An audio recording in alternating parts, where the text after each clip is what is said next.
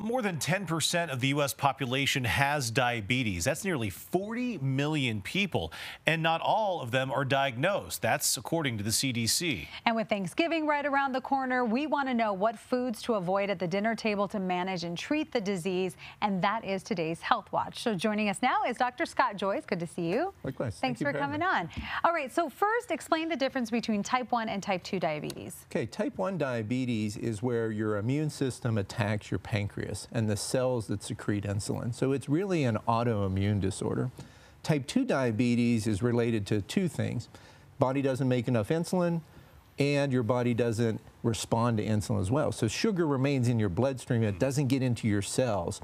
So high sugar levels in your blood increases the risk of heart disease, eye problems, nerve problems, and kidney problems. So we want to make that sugar get into the cells and not float around the bloodstream.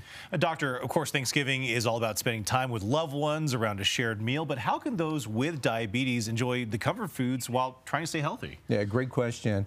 I think one thing that's worth looking at in the Thanksgiving season is the glycemic index. So if you're going to take a dish for your Thanksgiving get-together, look at foods that are low in glycemic index. And those are things like maybe choosing broccoli, maybe choosing a green bean side dish, maybe a kale salad.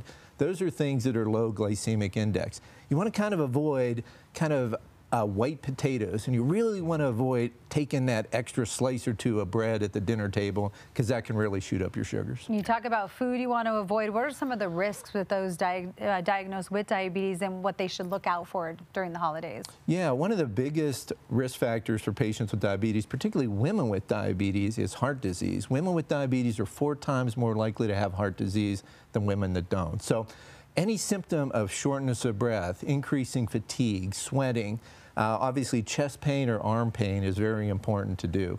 And we know that one way to manage diabetes is to stay active. So not only do you want to kind of be careful with portion sizes, we talked about the glycemic index, but maybe after dinner, if you can go for a slow 30-minute walk, that helps your body improve insulin management, gets that sugar into cells, and is a good thing to do for your health. Yeah, expand on that, doctor, real quick. Is there anything not related to food? We've been talking a lot about food, but that family members can do to help those living with diabetes? You touched upon exercise, but what else? Yeah, I think exercise and weight loss are very important. You talked earlier on about who should be screened for diabetes.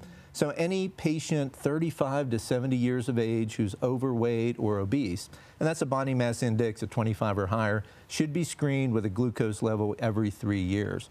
But when you look at patients who have prediabetes, so we talked about type 1 and type 2, there's many patients that have prediabetes that are at risk for developing diabetes.